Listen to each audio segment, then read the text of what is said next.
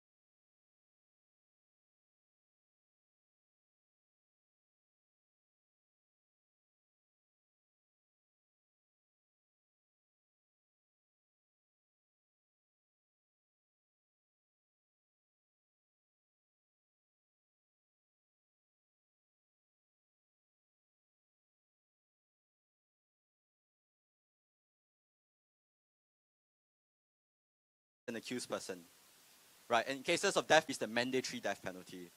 In drug cases, whatever the actual weight of drugs found in the person, they can decide to lower the charges against the person to below the death penalty quantity. They decide on whether to offer plea bargains to accused persons, meaning that if you agree to plead guilty, they charge you with a charge that carries a lower sentence, usually some years in prison and caning. Of course, they run the trials and appeals to convict and sentence people to death. They decide on whether to issue certificates of substantive assistance. Remember, we have a mandatory death penalty system, but if the prosecution decides to grant a certificate and the court finds them a courier, only then can the judge decide to sentence them to life imprisonment. They advise the cabinet on whether to grant clemencies to people convicted to death. And of course, they oppose civil rights and human rights challenges brought by death row prisoners, and of course the applications to stay or stop the executions. At every step of the death penalty, the Attorney General is involved. They play a significant role in this machinery of the death penalty. There's a fair amount of commentary, including by academics, that highlight that the Attorney General effectively has de facto control over sentencing. Basically, they decide the outcomes of life and death. And that's because we have a mandatory death penalty system here. Right? When power is concentrated to such an extent, how these decisions are made matters. Of course, if there weren't the death penalty, no one would need to make any of these decisions. But here, we must scrutinize the AG's actions. And part of the problem is that we have a legal system that shields the Attorney General from public scrutiny. We don't publish guidelines for prosecution. Article 35(8) of our Constitution protects the Attorney General's discretion in how they conduct criminal cases. And often our courts take a very light touch approach to reviewing the decisions of the Attorney General, including whether to grant certificates to give someone an opportunity to get a life imprisonment instead.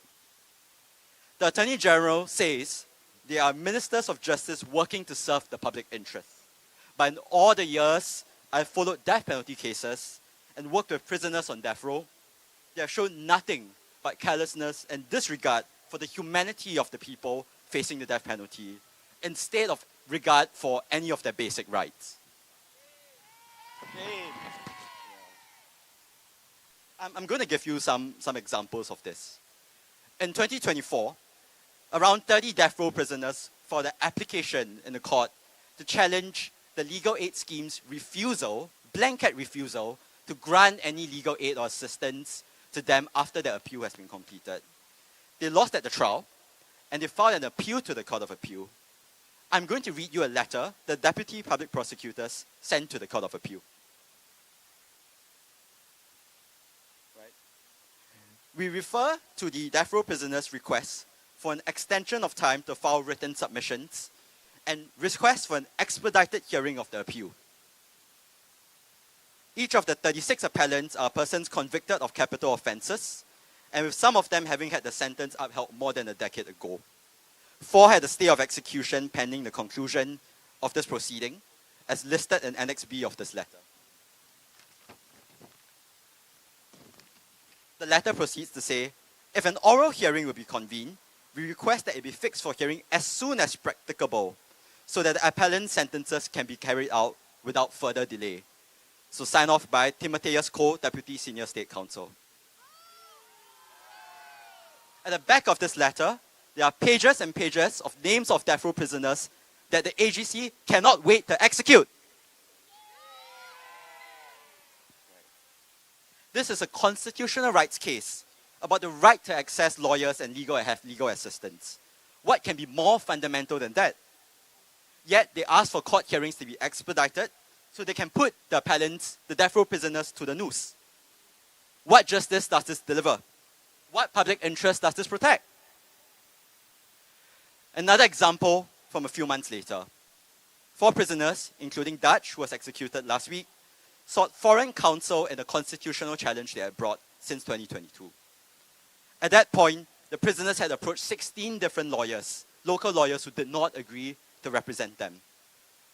At the start of the appeal of this foreign counsel application to the court, the DPP sent this letter to the foreign counsel and the court.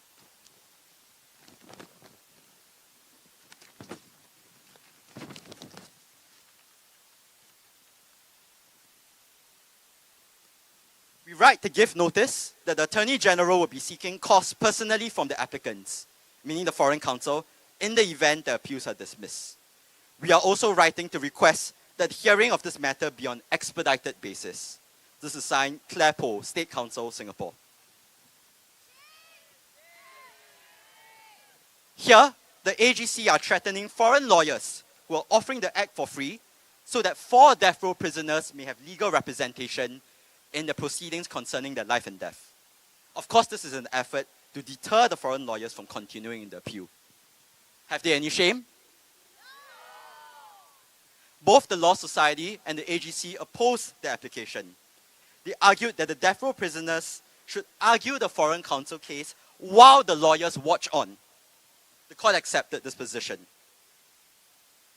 At the outset of this foreign counsel application, the AG made this argument, and I read from the submissions.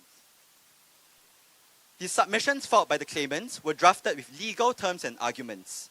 The claimants were able to contact and liaise with counsel, whether local or foreign, even though they are behind bars. In the circumstances, even if the claimants are not formally represented by the applicants, the foreign counsel, they have access to legal resources. This holds true whether or not the applications are granted. If you were in the death row prisoner's shoes, would it not matter to you if your lawyer could meet you in person to take your instructions? Instead of passing messages through visits with families that take place once a week for 45 minutes? Will it not matter to you that you have to show up in front of the court yourself and face a bunch of AGC lawyers and the full bench of the Court of Appeal? Really? Let me ask again. What justice does this serve? What public interest does this protect? Of course, the list goes on. I can tell you that prosecutors routinely accuse prisoners of abuse of the court processes, drip feeding. These are distractions from the right issues that prisoners bring, an effort to recast these proceedings in a certain light. In almost every application last year, they have said, and I'm going to quote again,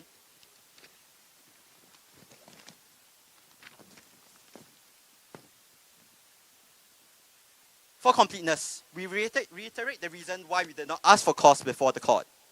The appellants brought the application in person. There do not appear to be any court orders which could practically deter them and persons like them from bringing unmeritorious applications to delay the carrying out of the sentence. This is signed off by Deputy Senior State Counsel Timothy S. Koh, Chan Yi-ching, Darren Sim. This is the justice that the AGC provides. And when we do see findings of rights violations by the Attorney General, for example, when the AG had illegally requested and received private correspondence of the prisoners, including correspondence with their lawyers, or when a person is unlawfully scheduled for execution, do we see any contrition or remorse? Of course not. In 2022, when Dutch won his first day of execution on the basis that this prison correspondence case was going on, he did it without a lawyer. An appeal was filed and argued in the Court of Appeal that very afternoon. The appeal was run by government lawyers Yang Ziliang and Pavitra Ramkumar. Justice Andrew Pang said to the government lawyers, "Frankly, I am surprised you are pursuing this appeal. My questions for Singaporeans is, are you served by this justice from the AG? We think of constitutional rights litigation as a kind of exercise to derive the extent of rights from the wording and the meaning of the Constitution. What is clear to me from the aggressive prosecution of death penalty cases over the past years is that the AG is not concerned about the right to life. It is about the state's right over life. Effectively, about expanding the state's right to kill. Every letter, action, argument that I've listed earlier by the AG, and more, erodes the fairness and justice of the legal system. If the legal system is to mean anything about fairness and justice, it is we the people who need to hold the state accountable. And to call out the blood on the hands of the Attorney General and each and every person involved in this machinery of killing. Thank you.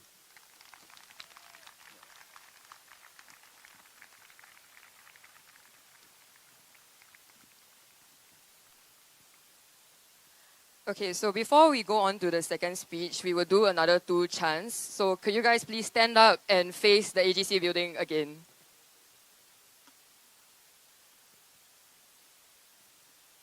Okay, so for the first one, I will say, cage, torture, kill, and then you will say, there's no justice. Cage, torture, kill! There's no justice! Cage, torture, kill! There's no justice! Cage, torture, kill! There's no justice! Cage, torture, kill! There's no justice! So for the second one, I will say, AGC with your pay, and then you will say, how many did you kill today?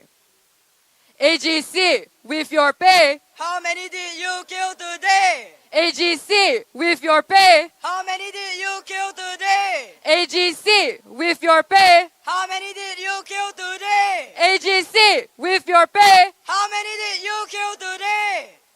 Okay, you may turn around, guys. Okay, so our next speakers, are Mel and Hadi, who are our younger members of SATU, Student Actions for Transformative Justice.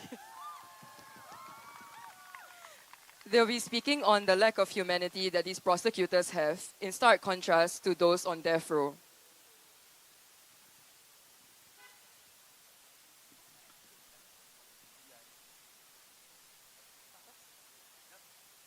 Hello everyone, so we are from SATU as you already know, and you may know of us from the recent Straits Times article talking about how we are under investigation by the police.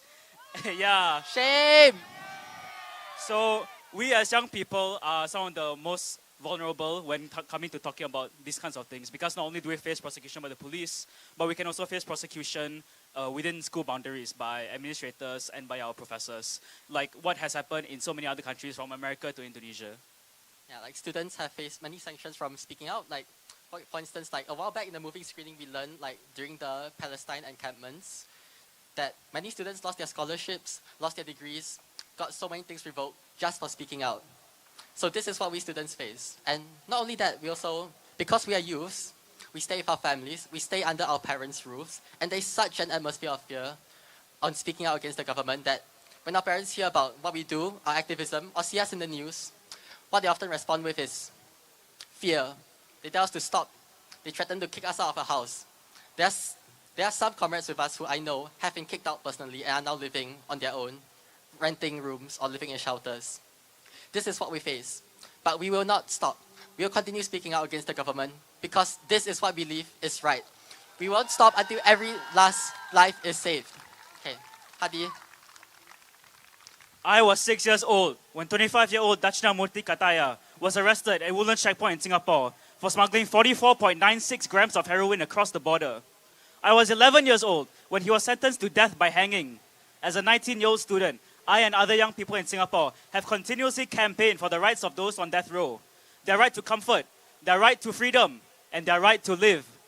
When I first read Dachna's letters, they were some of the most touching and yet heartbreaking words that I've ever read. Even as someone who had been in prison for 11 years at that point and 7 years on death row, I did not recognize any spite. There was no hate, no anger, no bitterness. It was as if he purely had love in his heart for everyone.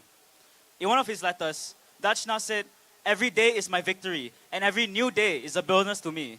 Praise God." In spite of being someone who was on death row, Dachna had so much hope and love in his heart. Dachna was a very devoted Catholic during his time on death row, and he never stopped believing in the miracles that God is capable of. He prayed, not only for himself, but for his friends and family outside the prison walls. Until his death, Dachna was a man who was a source of light and comfort for those who knew him. I can never, ever truly understand the pain and the hurt that Dachna went through all those years. I can never understand the anxiety and the frustrations of his family for the entire decade that they had known that Dachna could be executed at any time by the Singaporean state. The strength of both Dachna and his family cannot be understated. People who never gave up in challenging the state, in spite of the hurdles and obstacles put in their way as punishment for questioning the humanity of hanging a man to death. I ask of the fellow Singaporeans at the AGC, those responsible for looking over capital cases, those responsible for empowering the state to commit violence against our fellow human beings, and those responsible for the inhumane treatment of the young men still on death row. Do you feel no guilt at all? How can someone have it in them to send a man to the gallows and never give him a chance to atone for his misdeeds? Dachna expressed his wishes that if he were to get out of prison, he would educate children and young people in Malaysia about the drug syndicates and how they exploit people as they did to him. He was able to perfectly articulate how unjust and cruel our so-called justice system really is to the unfortunate and the poor. How can an amount of drugs dictated by an arbitrary weight condemn someone to a permanent punishment? As young people ourselves, we need to question why we tolerate the injustices perpetrated by our governments.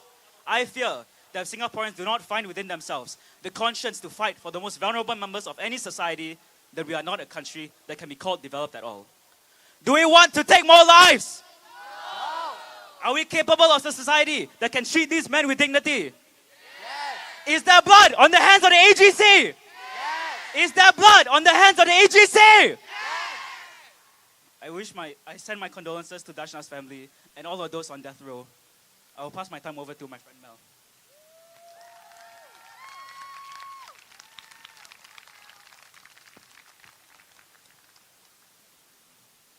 Last Thursday, I went to Dutch's wake. There, I saw my comrades in their grief, helping the family with their funeral matters. Many of them wore eye bags from the night before when they stayed up to hold vigil for Dutch. Many of them were red-eyed from their exhaustion and their grief. And all of us held grief and guilt in our hearts as we beheld the body of the man the state has killed in our name. I saw his family together, aunts, uncles, cousins, nieces, nephews, all who came down from Malaysia to mourn his passing.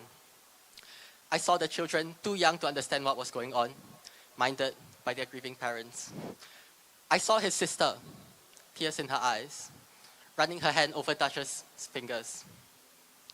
It had been 10 years since they last touched hands.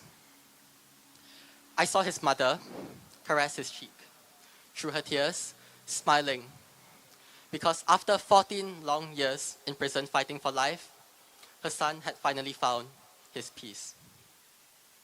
Can you imagine how his mother must feel to see her son's body, to bury him at the age of 39? How much pain must she have seen him go through to be smiling as she sees his lifeless body? Can you imagine how it must feel to be his family, to be denied the right to hold even their son's hands for 10 years, only feeling them when they are cold and stiff?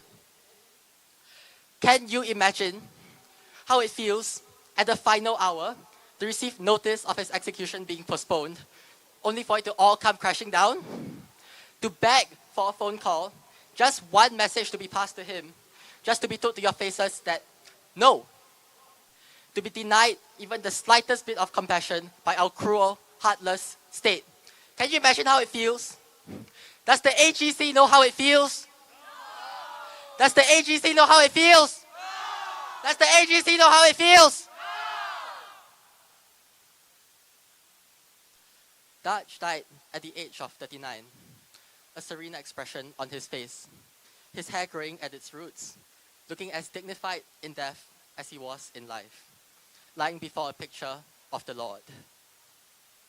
Dutch was a man of extraordinary strength and faith. I heard at his wake that even as his execution date approached, Dutch was always calm when he met with his family, ready to meet his maker, unafraid in his knowledge and faith that he lived and died the best man he could possibly be. It is said as well, among all who visited him, that even those who went to comfort him often came out comforted instead.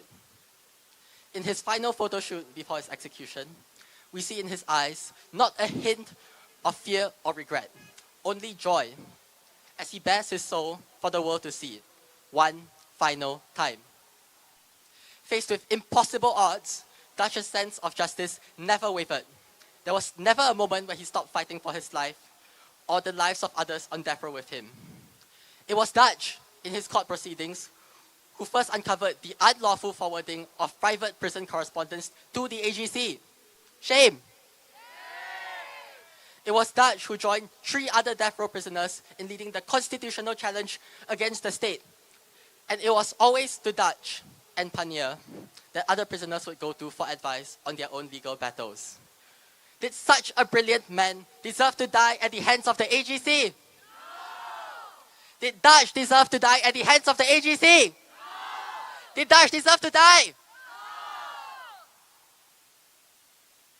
Even on death row, Dutch never stopped fighting for himself and others. He didn't give up when he was handed the death sentence. He didn't give up after the state killed his best friend, Nagentran. And he didn't give up after the state wrongfully handed him death warrants 3 different times. Dutch fought until the very end. He kept his spirit, his faith, his belief in the goodness of himself and others, and walked to the gallows with his head held high. If Dutch never gave up, then why should we? People in Hong Lim Park tonight, people of Singapore, will we let the state scare us from what is right? No. Will we let the state scare us from doing what is right? No. Will we ever stop our good and righteous fight? No. Then the fight shall go on. In the name of Dutch, in the name of Nagin, in the name of the countless other victims of our murderous state. For Jumat, for Panier, for Sami, for Linkes, and for all the others that will come after them. Repeat after me when I say, shame on you, AGC! Shame on you, AGC! Shame on you, AGC! Not in my name! Not in my name! Never again in my name! The fight will go on until every last life is saved. Thank you.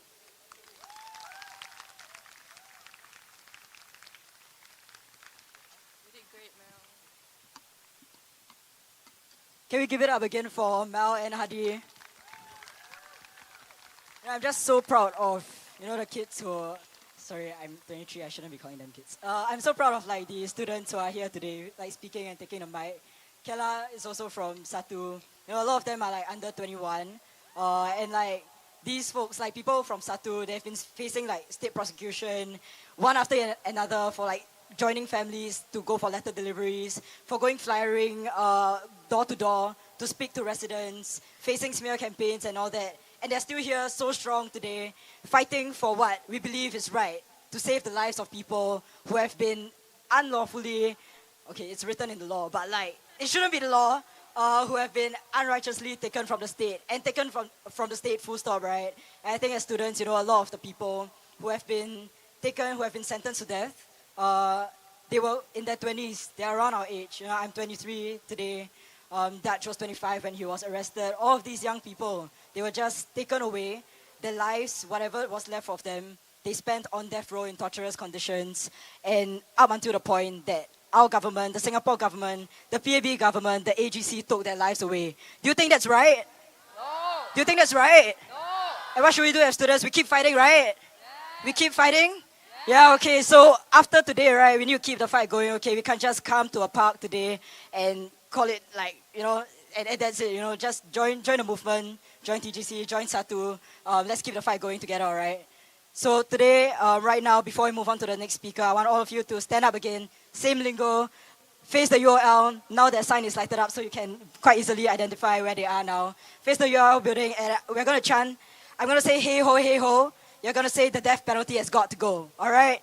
Hey ho, hey ho. The death penalty has got to go. Hey ho, hey ho. The death penalty has got to go. I want to see your fists and placards up. Hey ho, hey ho. The death penalty has got to go. Hey ho, hey ho. The death penalty has got to go. Hey ho, hey ho. The death penalty has got to go. Hey ho, hey ho. The death penalty has got to go. Hey ho, hey ho. The death penalty has got to go. Okay, so our next speaker is Mila. You can turn around now. Mila, Syed Suhail was her brother. A brother whose life was taken away by our government in January this year. She speaks about the torture that the state puts on those on death row and their family members, and reaffirms our need to keep fighting.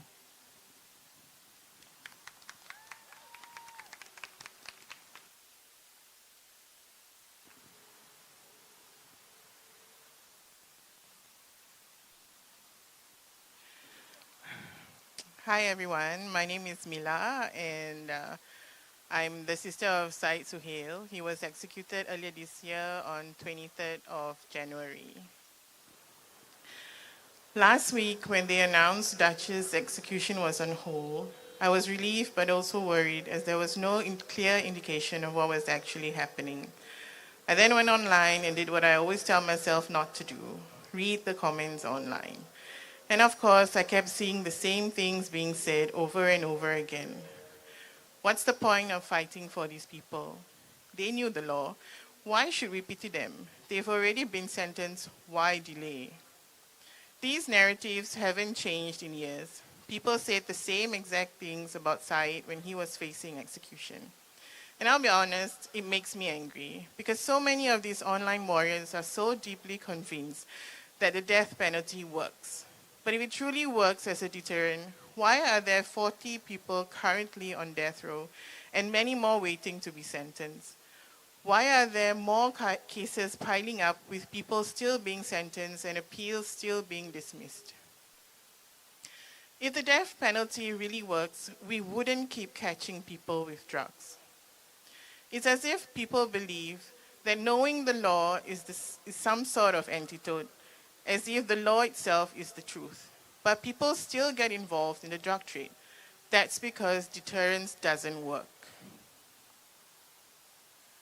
And why is it that drug use and drug addiction are treated as such unforgivable, irredeemable crimes, when we don't treat other harmful behaviors the same way? We don't sentence people to death for smoking, gambling, domestic abuse, or drunk driving. For those things, there are systems of support and treatment. But with drugs, it's as if we're told, you can just stop. It's like, we told you not to do it, and yet you did it, so here's your punishment. It's not even rehabilitation, it's punishment. The truth is, you can't turn off addiction. And maybe the reason there's more compassion for smoking and alcoholism is because it isn't really seen as a bad thing. It's a norm. Everyone drinks and smokes. You won't get into trouble for it. And why would the government want to make something so lucrative for them illegal? Obviously, the government can't make money from drugs. When the government says it rehabilitates drug users, the reality is far from it. GRC is not rehabilitation. I've seen people relapse even while they're still in the program and again later in halfway houses. There's no meaningful aftercare. I've seen it with people close to me. Once they're released, there's no real follow-up, no guidance, no support for families. Families are left entirely on their own to try and prevent their loved ones from relapsing, with little to no resources. And even when families do notice the signs of relapse, most won't report it to the authorities because the system isn't built on trust or care. It's built on fear and punishment. Then there's the way arrests are publicized. Every time CNB makes an arrest, they release statements about how many grams were seized and how many people that amount could have fed. But how do they know that? It could be enough for 3 people or 30. There's no scientific basis for these claims. But they make them anyway to feed a narrative that they managed to save that many people from drugs by putting this person away and hanging them. I often see comments saying, those drugs killed so many people. He deserves to be hanged. The drugs didn't even make it to anyone, and who did this person kill? Does killing really solve the issue of drug dependency in Singapore? Why is it people don't realize this? A demand and supply thing. Why would people still be drugs in if there wasn't a demand? Everyone seems so sheltered by the reality that we have so many in Singapore that is dealing with addiction. It's not like they can openly register themselves for rehabilitation. They'll end up being locked up like a criminal in cells. It's a punishment, not rehabilitation. If it is truly rehabilitation, they would not be locked up in cells. They wouldn't be treated the same as criminals in prison. Locked up in cells, no fan, no mattresses, in uniform. Is that really rehab? I also want to speak directly to the families of people on death row. We need to step up and speak up. It's not us who should feel ashamed. It's the AGC and those who want to take lives who should feel that shame. Saving lives should be more important than saving face. Our loved one is fighting for their life. The least we could do is to help them instead of hiding from shame or hiding out of fear. We have done nothing wrong. We are merely standing up for our loved one whose voice has been silenced by more and more ridiculous laws. When a prisoner files an application that literally means life or death, prosecutors often treat it as a nuisance, an inconvenience. And when people seek to protect their constitutional rights, the AGC calls it an abuse of process. What drives me to keep speaking up is Syed. I've always been against the death penalty, so when Syed was facing execution, it felt too close to home. During one of our visits, he asked me to reach out to Kirsten to find out more on what can be done. He then wrote to M. Ravi, and that made a real difference for him. We never really expected much, so we were very shocked at what an impact his letter made, and that there are people out there who are actually against the death penalty. Our people, our fellow Singaporeans. During our last visit, when it was just the two of us, Syed told me something I will never forget. We must never stop fighting the death penalty. He was sharing how worried he was for the other guys. The new cells were like ovens, and it was only going to get worse for them as the weather gets hotter. He told me the fight doesn't end here. Save the other guys too.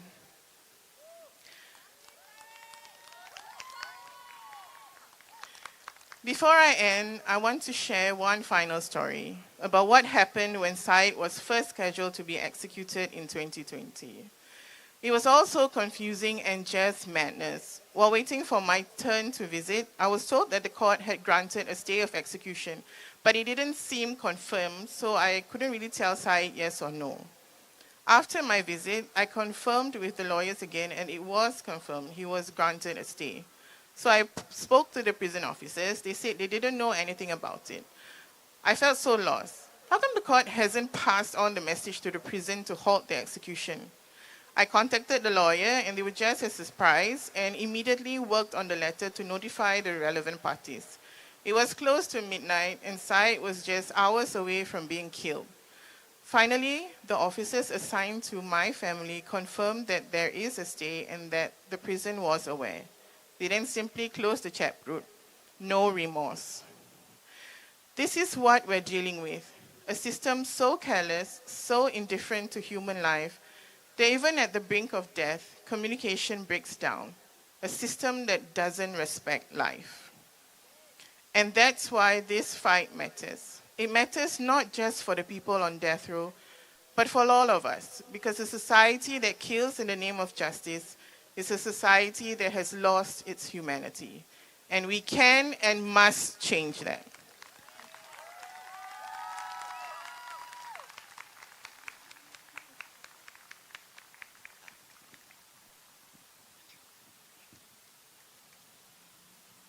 So I would like to invite everyone to stand up and face the AGC again.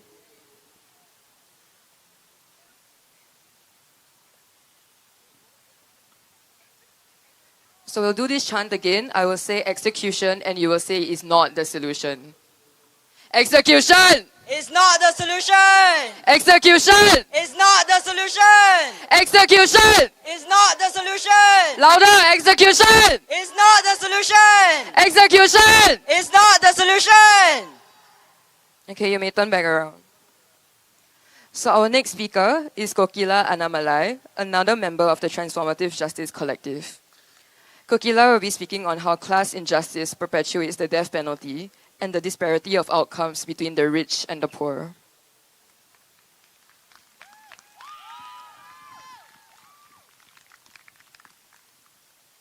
My speech today is for the most part addressed directly to the AGC and the public prosecutors who persist in sending our brothers and sisters to the gallows. Why aren't any of you able to hold our gaze when we see you in court? Do you ever look at the prisoner in the dock or their loved ones in the gallery? I've been in court for capital cases many times, and I haven't seen it once. I keep waiting for you to look over at them. I search for some sign of inner conflict, some discomfort, some pain, or at least uncertainty about the job you're here to do, sending a very alive human being to their death. But I don't see any of you look. Not even for a moment do I see you acknowledge their existence. Perhaps if you did, you'd see that the prisoners often gesture to their family members asking if they've eaten. Perhaps you'd see the heart signs they hold up, the smiles, the tears, the human ache to touch the people you love. What do you tell your children when you go home after convicting someone of a capital charge and the judge pronounces your victory in these words to the accused person? You are hereby sentenced to be taken from here to a lawful prison and then to a place of execution where you shall be hanged by the neck until you are dead. On days like this, what do you tell your mother or your spouse when they ask you how your day was? Do you tell them you had a good day? You won in court? You may be up for a promotion soon if you keep up this streak of wins? Do you feel pleased with yourself as you get ready for bed? What lies do you tell yourself to live with yourself? A few days ago, I watched Dachana's family scream, collapse, and writhe in pain when they saw his lifeless body, having just laughed, sung, and danced with him the previous evening through plexiglass. Something in my bones hasn't stopped trembling since, and I suspect it is evidence that I am human. Do you have any trouble falling asleep on the night of an execution? Do you even keep track of when the men and women you send to death row get executed? We understand that the AGC has a policy that public prosecutors have a choice when it comes to capital cases. They can choose not to take them on. So for all of you who refuse this choice, imagine the power you have if you organized and all of you refuse to do capital cases. But you don't. because you are cowards.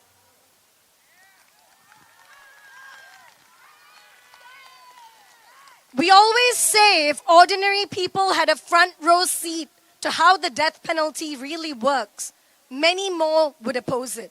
Many more Singaporeans would oppose it if they knew the truth. But you, the AGC, are in the driver's seat, and you keep this bloodthirsty machinery of murder running despite seeing up close its barbarism, its injustice, its many, many dangerous flaws.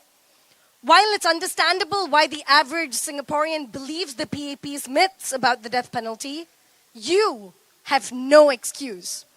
I cannot think of any reason you would participate in this killing spree except your own self-interest.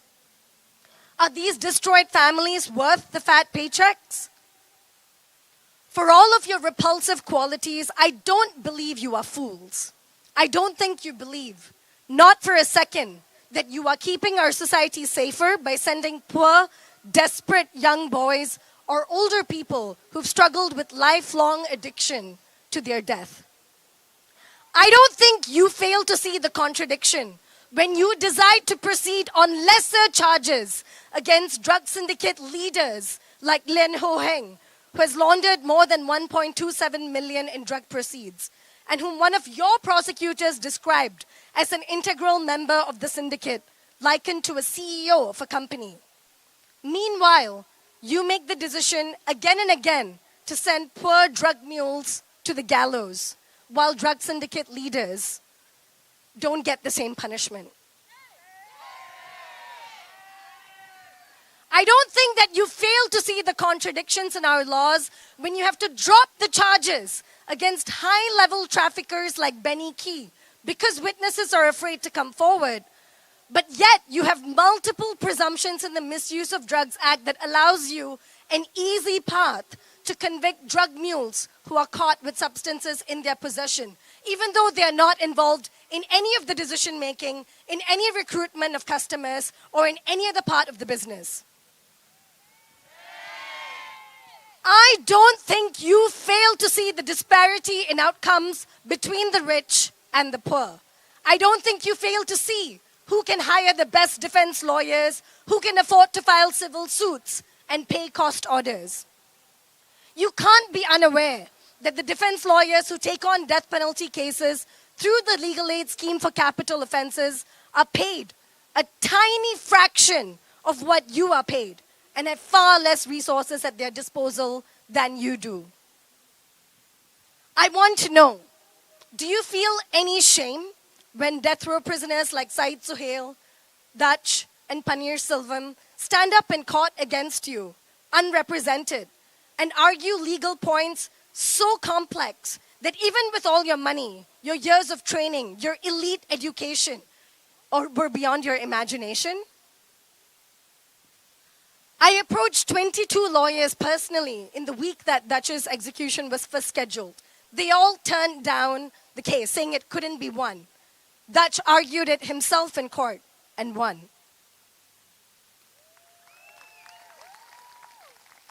When Dutch and Panir won against you in their stay applications, how did you look at yourselves in the mirror? You appealed against Dutch's win, demanded an expedited hearing, forcing him to defend himself at the Court of Appeal almost immediately after he had won at the High Court. Because why? Were you so desperate for him to be executed the very next day? You lost to him twice in one day. That's what you got out of it. I have no words for the disgust I feel at these choices you make again and again that are a betrayal to your own humanity. Do you feel any shame when in response to death row prisoners describing their struggles, finding lawyers, or bringing applications, you claim in court that they do not need legal counsel because they're fully capable of making legal arguments? I wish I had the words to explain to you the extreme stress, agony, anxiety, and torture death row prisoners and their family members endure, the extraordinary lengths they have to go to bring each of these cases, sometimes handwritten first in Tamil and then in English, and then memorized by the family members to recite to the death row prisoners during family visits. How does your conscience allow you to assert again and again that death row prisoners fighting for their civil rights and the lives of their fellow prisoners are abusing the court's process? If this is not what the court's process is for, then what the hell is it for? And how dare you, when you have illegally read death row prisoners' private letters to their loved ones, to lawyers, to the court, claim that they are abusing process? How did you feel confronting the handwritten scrawls of caged men, pleading for someone to hear them, to help save their lives? How did you feel when the prisoners discovered this dirty practice you had continued for years in cahoots with the Singapore Prison Service and exposed you after a 3-year ordeal? In Singapore, it is you, the AGC, who decides who lives and who dies. You decide who gets plea bargains. You decide who gets a certificate of substantive assistance. You decide who gets reduced charges. You play God, but you are not God. Just because thugs are in suits, they don't cease to be thugs. Just because thugs work for the state, they don't cease to be thugs. Just because you don't hold a murder weapon, it doesn't mean you carry as much responsibility for conspiracy to murder. Saeed, Iskander, and many others on death row willed a good portion of their small savings to TJC.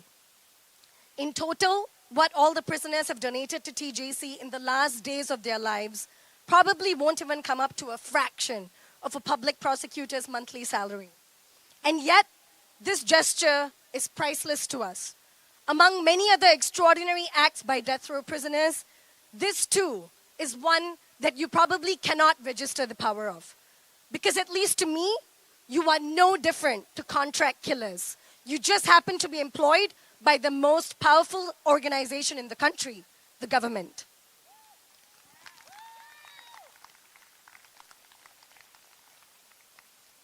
A few days ago, I witnessed the last call that the prison made to Duchess family.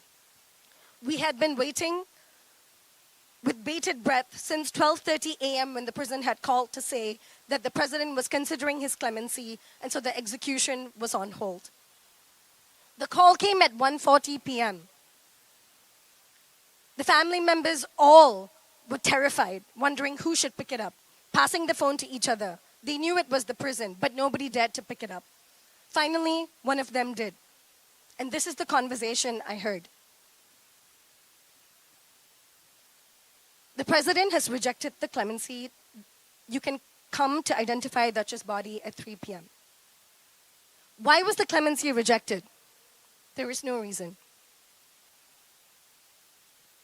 What time is the execution? We cannot tell you. But usually we know the time of the execution. It's around 6 a.m. We know it's at 6 a.m. You told us to come in the morning to collect the body. So why can't you tell us now? You assumed it's at 6 a.m. We cannot tell you the time. Can we see him one last time? No. Any other questions? Can we have one last call? No. Any other questions? Please, just one call with his mother? No. Any other questions? Could you help us pass a message to him before he goes to the execution chamber? No. Any other questions? This is the reality of the death penalty regime in Singapore. Its sterility and its cruelty. Right before our protest started today, Duchess Sister Rani called me and said, I want you to tell everybody there, now that we have gone through this again and again and we're at the end, I want people to understand that this punishment is far too severe for any family to bear. We have been punished for no wrongdoing of our own, and we will be scarred for the rest of our lives. I want everyone to understand that. I want to end with this. As much as it's true that migrant workers have fought harder for all of our labor rights than anyone else in Singapore, it will always also be true that death row prisoners have fought harder for all of our civil rights than anyone else in Singapore.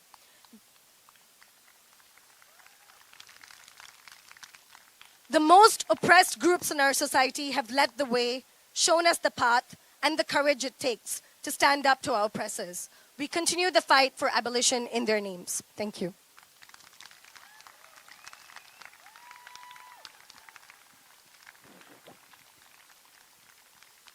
Thank you, Koki, for scolding the AGC so fiercely. And I want all of us to stand up and scold the AGC together now. Stand up, face the AGC.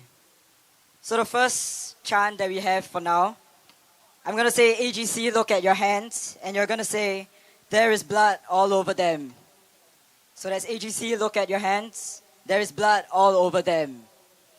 AGC, look at your hands. There is blood all over them. AGC, look at your hands. There is blood all over them. AGC, look at your hands. There is blood all over them. AGC, look at your hands. There is blood all over them. I want to hear more anger in your voices. I want you to see your fists up, your placards up. AGC, look at your hands. There is blood all over them. AGC, look at your hands. There is blood all over them. AGC, look at your hands. There is blood all over them. I want them to hear you whether they went home already or they're in their office. I want you to be so loud that they can hear you from where they are. AGC, look at your hands. There is blood all over them. AGC, look at your hands. There is blood all over them. AGC, look at your hands. There is blood all over them. AGC, look at your hands. There is blood all over them. For the next chant, I'm going to say, AGC, for the lives you take, we say, and you say, not in our names. Okay? AGC, for the lives you take, we say, not in our names. AGC, for the lives you take, we say, not in our names. AGC, for the lives you take, we say, not in our names. AGC, for the lives you take, we say, not in our names. AGC, for the lives you take, we say, not in our names. AGC, for the lives you take, we say, not in our names. I want to see your placards and fists up. I want AGC to also see your placards and fists up and to be able to hear your voices, alright? AGC, for the lives you take, we say, not in our names. AGC, for the lives you take, we say, not in our names. For the next chant that we have now, I'm going to say, end poverty and racism and oppression and exploitation and desperation in that order. And you're going to say not life, alright? End poverty! Not life! End racism! Not life! End oppression! Not life! End exploitation! Not life! End desperation! Not life! End poverty! Not life! End racism! Not life! End oppression! Not life! End exploitation! Not life! End desperation! Not life! End poverty! Not life! End racism! Not life! End oppression! Not life! End exploitation! Not life! End desperation! Not life! One more time, I want to hear you louder, okay? End poverty! Not life! End racism! Not life! End oppression! Not life! End exploitation! Not life! End desperation! Not life! The last speaker for today is Jennifer N. Champion. She's a Singaporean writer and performance poet who will be sharing some of Panir's works. Panir Selvam is a Malaysian on death row in Singapore since 2017. He has faced a lot of injustice. He was almost unlawfully executed twice by the state and currently faces imminent execution. Despite all that, he managed to gift his music, poems to the world from inside the four walls of his cells.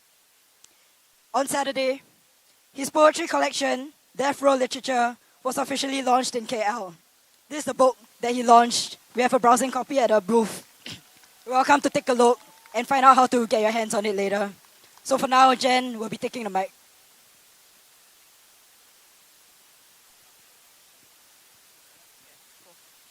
Thank you. Good evening, Hong Lim Park. How are you today? Cool. Bit weird to cheer on such a terrible, sad day. But you know what? The thing about death penalty is that I think people who want to live want to celebrate life. So can we have a cheer for that, please? Now, I would love to scold the AGC very much. I did not plan for that though. What I did plan for was to share with you and to share with the whole of Hong Lim Park the beauty of Paner's poetry. When I was last here at Hong Lim Park, we were here for a vigil for him, and we didn't know if he was going to get a stay of execution. And right here in this park, we got that news. Now he is back on death row again. But nevertheless, this book is out. His genius, his beauty is out. And today I want to share that with you. This first poem I'm going to read is called Death Row Literature and is dedicated to other death row souls, including Nagendran. Death Row Literature. A tragic vision of purposeful blindness and exhausted soul of a mother seeking refuge for her son. The premonition of death descending like a dark shadow of night upon the day. Concrete walls of Hades, built by blood, were decorated with crawled handprints like a symbol of desperate pleads from an extended hand of a disabled mime. There's a trace of urgency on those shades, as if there's a hidden message engraved on the wrinkles of those haunted palms, as if it seeks the voice of a messenger to speak its death row literature, as the last hope for the future, as its last sign before its loss in its last sleep. Handcuffs, shackles, chains, black veil, trapdoor, lethal chamber, executioners devotedly sing a murderous chorus as if cheering for evil to take its form. Enticing death to breathe through the sorrow of loved ones, to invite it to roam and dwell at the end of the venomous needle, at the circle of the knotted cord, at the edge of the sharpened sword.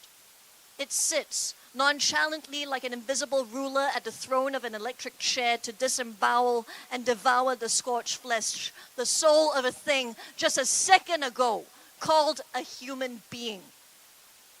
But every life is sacred. Let's not make it a secret. The death penalty isn't a silver bullet. Advocate of death, greedy for more dead bodies, adamant to the core for more blood to pour, telling you that killing is the cure to keep this state pure. They said there's freedom of expression here, but is there freedom after the expression? We can't change the past, but the present is the future's past. It's about time for us to act fast.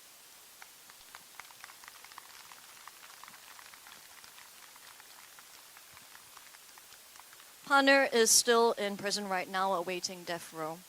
And I really, really wish I could meet him. I actually made an offer to his sister and said, I'll embroider one of his poems on a piece of textile if he wishes. And the second poem I want to read also from this collection, which you can check over there, I'm going to do a response with one of my own poems to this poem, but I'm going to make some changes to it, okay? So Paner's poem, this one is called The Problem to Stay. They want the problems to stay because that's their major plate. They want the problems to stay because that's their way. They want the problems to stay because that's how they get paid. Promise to do more but did less so that they can keep promising more and do even less and less and make people go penny less. At last say less is more. There's a ballot glass. Let's vote for us some more. Corruption beyond the reach of reason, celebrated as if it's a festival season. The poor bled dry in brutal conditions, loaded with disillusion, exploded tension. But promise breakers float in pools at mansions, plotting how to fool us in the next election. Backstabbing appears to be the new mission. Disappeared into thin air. Our 2020 vision. Paner wrote this on 25th of August, 2020.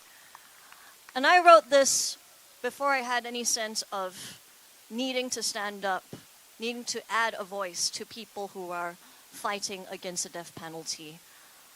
Without saying too much about my own context, I will say that the generational burden of living with that is incredibly hard. To this day, I don't know, until a few years ago I shared with someone that they still ask you to identify the body after it has been executed. They ask family members to do this. And it is incredibly ironic and painful to hear that and to think, Oh, you asked me this question for accountability as if you what? Executed the wrong person. So, to the AGC, this is my point, Paradise City, and also in response to Panir. Take me down to a coffee shop. Any coffee shop will do. Someone will swear it has the best Yong Tau Fu, the gingerest teh halia, the quietest air conditioner, the eggiest hello prata. No place survives here without being the best at something. Take me to where the grass is green and the sand uncovered, unrubbed, unprotected from the little children joyfully skinning knees in your mind. Take me to the bottom of the city skyline on lunch break. A colony of pencil skirts and reasonable high heels. Take me to the wheels of our best minds churning. Take me to the book-loving gangster, the millionaire cab driver, the cat-feeding flat dweller, the executioner who knows that a dream is the most expensive asset to own in this city. And how lovely to own something non-taxable. So take me to Paradise City where the grass is green, the sand is so pretty, and the people knowing where to go, where to move forward. Where do we go? Where to move forward? Where do we go? Where to move forward? Where do we go? Against the death penalty. Majula, take me home.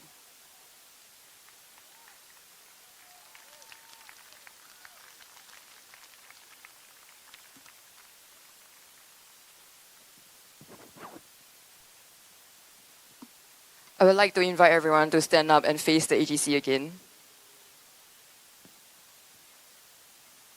So there's two parts to this chant. I will say, what do we want? And you will say, justice. I will say, when do we want it? And you will say, now. And then we will repeat it. I will say, what do we want? You will say, freedom. I will say, when do we want it? And you will say, now. So justice and then freedom. What do we want? Justice! When do we want it? Now! What do we want? Freedom! When do we want it? Now! What do we want? Justice! When do we want it? Now! What do we want? Freedom! When do we want it? Now! Make sure they can hear you. What do we want? Justice! When do we want it? Now! What do we want? Freedom! When do we want it? Now! What do we want? Justice! When do we want it? Now! What do we want? Freedom! When do we want it? Now!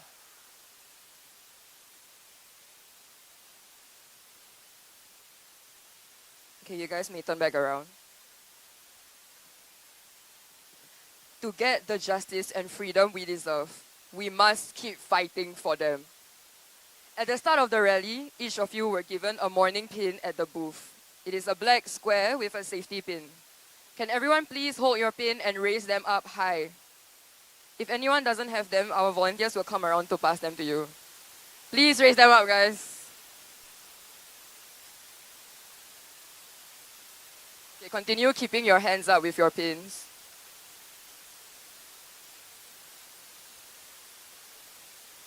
Okay, with your pins in your hands, I want to invite everyone to wear the mourning pin on your left sleeve. So feel free to help the person beside you put it on. Okay, can everyone stand up as we put the pins on together?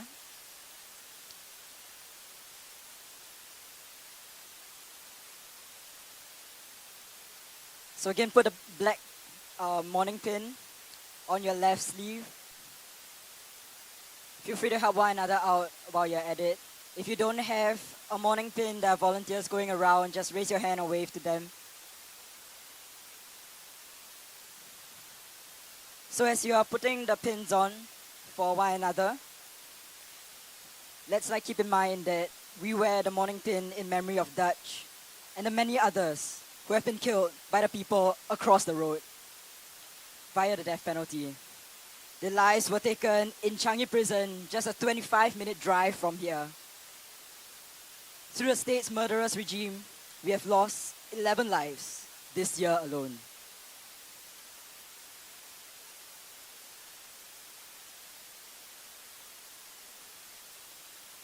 Let's keep the mourning pins on for the rest of this week.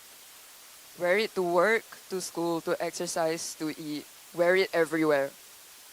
We wear these mourning pins as a representation of our collective grief for and in solidarity with death row prisoners, as well as anger around the death penalty and those behind it. Now, before we sing We Shall Overcome, let us observe a minute of silence for Dutch and for more than 400 others who have been executed under the PAP government via the death penalty.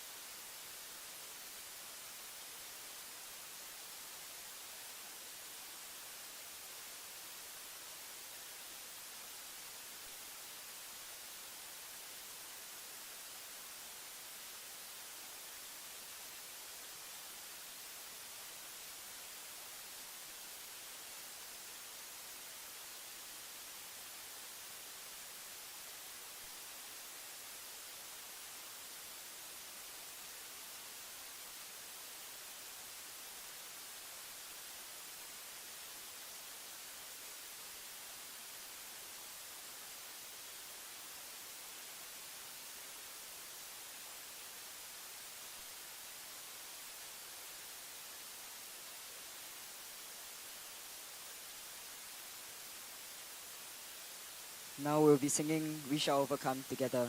So you have the song sheet with you. Please flip to page 4.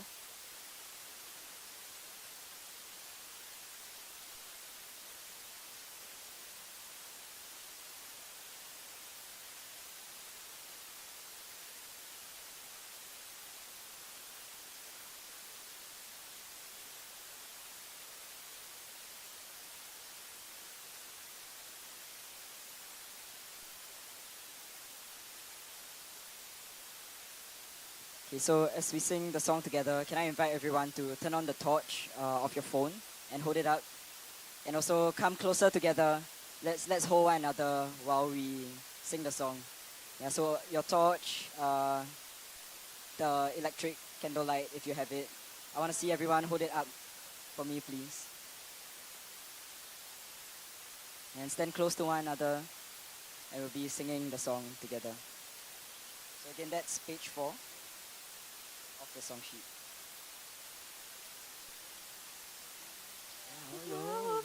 Overcome, we shall overcome, we shall overcome someday. Oh, deep in my heart, I do believe we shall overcome someday. We shall live in peace. We shall live in peace. We shall live in peace someday. Oh, deep in my heart, I do believe we shall overcome someday. We are not afraid. We are not afraid. We are not afraid. We are not afraid today. Oh, deep in my heart, I do believe we shall overcome someday. We shall overcome. We shall overcome. We shall overcome.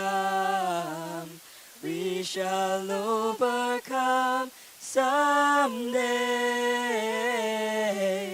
Oh, deep in my heart, I do believe we shall overcome someday. One more time from the top. We shall overcome. We shall overcome. We shall overcome someday. Oh, deep in my heart, I do believe we shall overcome overcome someday. We shall live in peace. We shall live in peace. We shall live in peace someday. Oh, deep in my heart, I do believe we shall overcome someday. We are not afraid. We are not afraid. We are not afraid today. Oh, deep in my heart, I do believe we shall overcome someday. We shall overcome. We shall overcome. We shall overcome someday. Oh, deep in my heart, I do believe we shall overcome someday.